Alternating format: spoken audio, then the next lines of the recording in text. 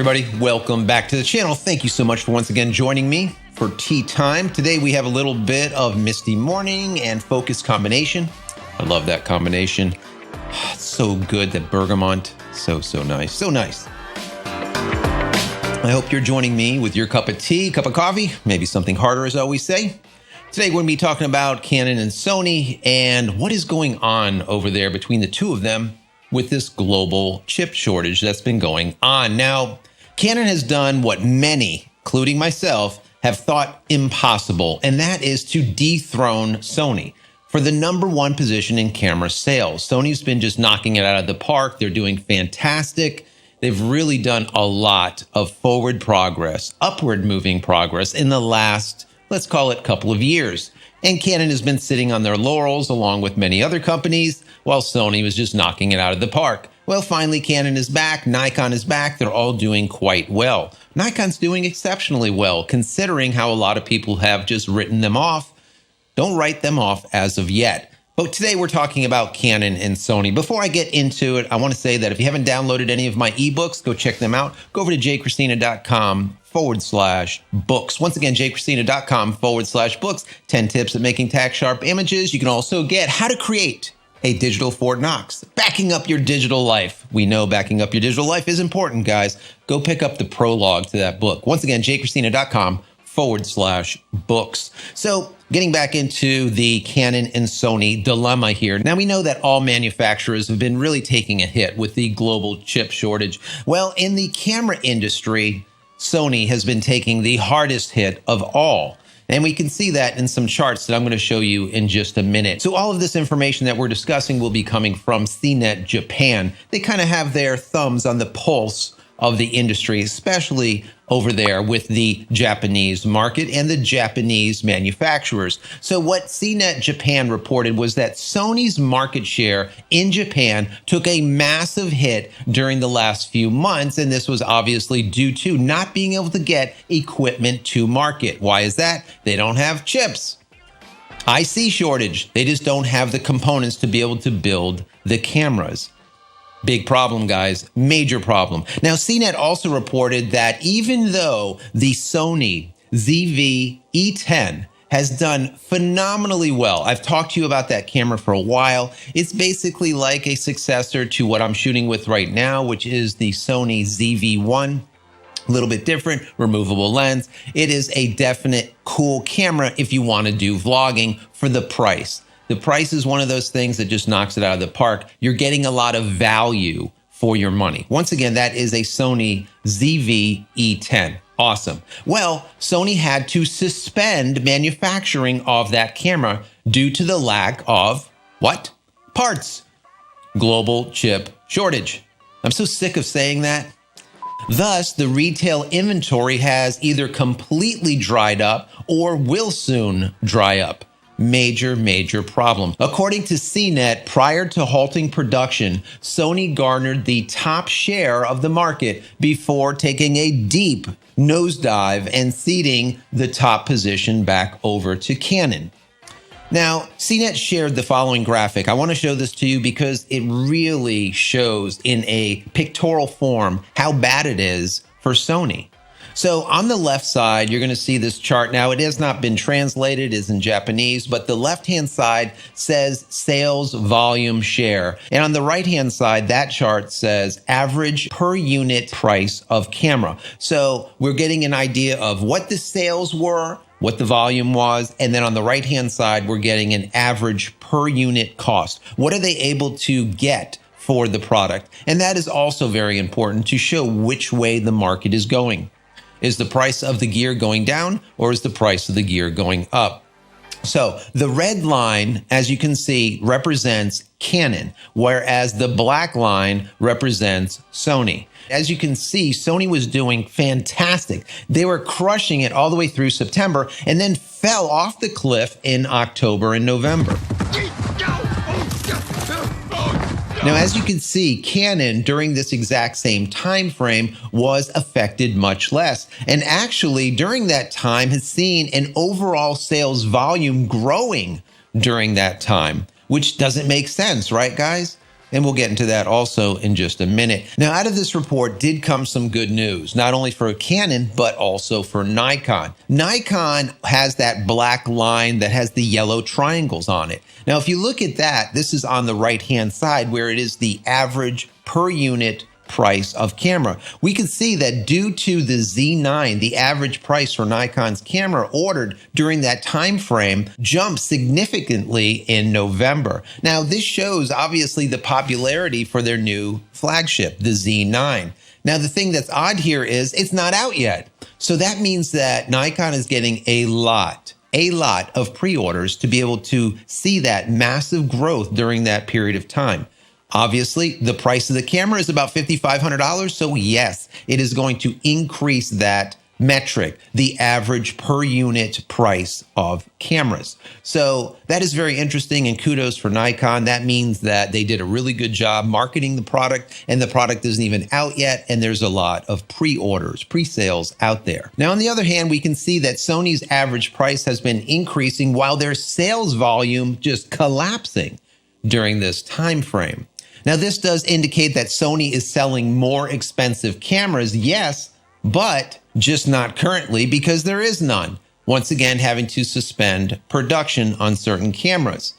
Big problem. Once again, global chip shortage. Now, one thing I find fascinating about these numbers is when it comes to Canon, and their unit price has hardly changed over that same period, but they did introduce the Canon EOS R3. Does that mean that there's less pre-orders, less orders for that camera than what Nikon is experiencing with their Z9? I'll leave that up to you to speculate. Now, this may indicate that consumers are not really interested in the more expensive type cameras. $5,500 is not a drop in the bucket. It is a lot of money. Maybe we're getting to a point where we're hitting that top, that cap, where people will just no longer pay any more for a camera. They're looking for cheaper cameras. And that's why we see the used market doing as well as it has. There's a lot of cameras out there now on eBay in the used market, and the prices that they're able to get is incredible, because people are looking for more value or ROI, return on their investment, and they don't see it in purchasing a $5,500 camera. Now, according to the recent BCN rankings, now, if you don't know what BCN is, basically, I do these sometimes whenever the new rankings come out, and I'll talk to you guys about it. It takes a look at the Japanese market and all of their sales, and it shows you how things have been going. Now, once again, it is not global numbers. They are only out of Japan, but still, Japan is like a petri dish. You get an idea of the direction of the market. So I still like the BCN rankings. I think that they're important to judge where things are going. And I will make predictions based on these analytics, and they usually come out pretty accurate. So anyways, according to the BCN rankings, the Sony A6400 and the ZV-E10, which we just talked about, both led the camera sales for Sony all the way through September. And like I said, the train derailed and just fell over the cliff at that time. That was the end of it. It was a major, major drop. Why? Once again, they could no longer bring these cameras to market. They just weren't available. They weren't making them. They had to suspend production. Now, the question I have is, did Sony suspend production of these lower end cameras like the A6400 and the ZV-E10 to be able to use those chips, ICs, components, parts in their more expensive cameras like the Alpha 1 or the A7R4 or whatnot? Is that what Sony's been doing? Trying to sell the more expensive cameras in comparison to more volumes of the lower cost cameras? What do you think? I want to know your thoughts on that. So like I said, no matter how we look at it, we can see that Sony was hit the hardest when it comes to the global chip shortage in comparison to the other companies. Companies like Canon have been flourishing during this time. Even though sales have been a little bit lower, they are still doing well. And now they have once again taken back the first position from Sony when it comes to sales. So my question to you is, do you care? I kind of don't. I do a little bit. I personally think that we're going to see everything begin to stabilize. It might not be this year. It might be in 2022, maybe it's in 2023, but things will begin to stabilize. And what we'll see is Canon and Sony and Nikon and Fuji and now OMD, Panasonic will all start balancing out again. And I'm hoping that they will continue to create solid and new and more, let's say, innovative product in comparison to iterative. That has always been my hope.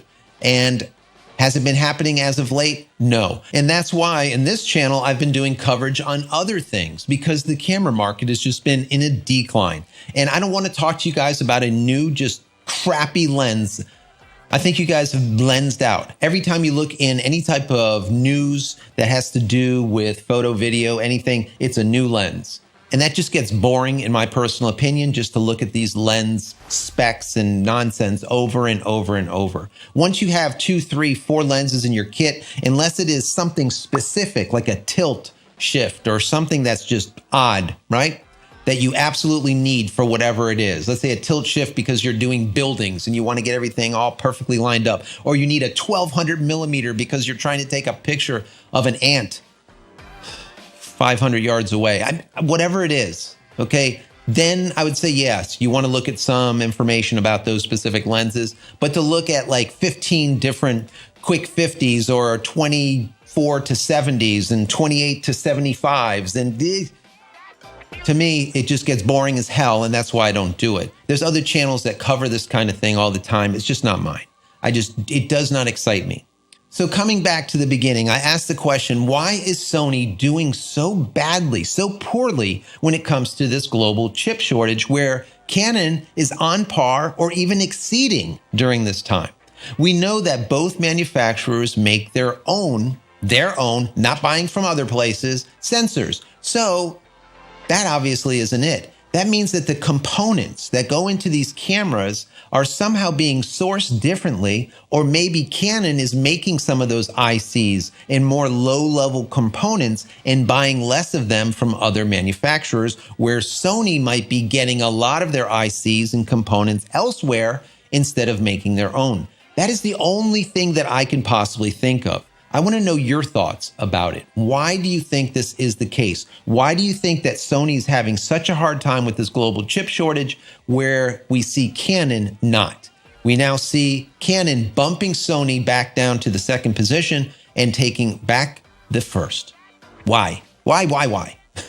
In the comment area below this video, please put your thoughts. I want to hear from you. I hope you enjoyed this. If you have, please throw this video a thumbs up. Also, if you haven't subscribed to the channel, please do so and click this little button over here. So when I go live or when a new video comes out, you'll be notified of it immediately. And when you click that button, click all. Supposedly, if you click on all, you'll be able to get the notifications, because a lot of you said, I haven't seen notifications, Joe, from you for like 6 months.